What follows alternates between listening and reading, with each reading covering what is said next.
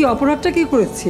বাংলাদেশের ক্ষমতাচ্যুত প্রধানমন্ত্রী শেখ হাসিনার অসুস্থতা ও মৃত্যু নিয়ে সামাজিক মাধ্যমে ছড়িয়ে পড়া গুজবের বিরুদ্ধে কঠোর প্রতিক্রিয়া জানিয়েছেন তিনি নিজেই।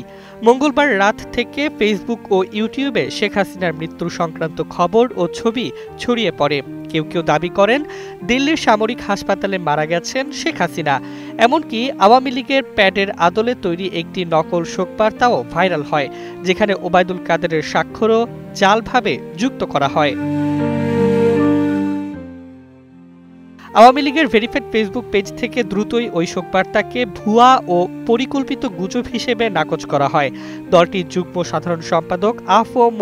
বাহাউদ্দিন নাসিম বলেন, এটি একটি পরিকল্পিত অপপ্রচার, দলের নেতাকর্মীদের মনোবল ভাঙার উদ্দেশ্যে ছড়ানো হয়েছে।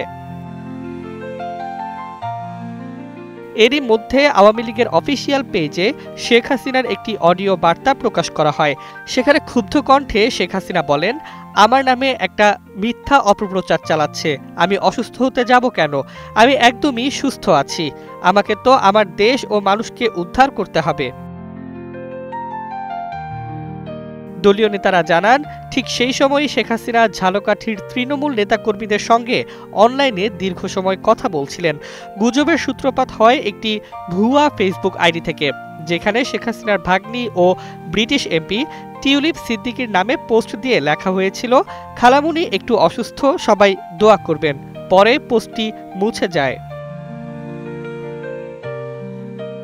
আওয়ামী লীগ বলছে, রাষ্ট্রীয় পৃষ্ঠপোষকতায় এসব গুজব ছড়ানো হচ্ছে। তবে শেখ হাসিনার কণ্ঠে স্পষ্ট বার্তা, আমি ভালো আছি, আমাকে গুজব দিয়ে হারানো যাবে না।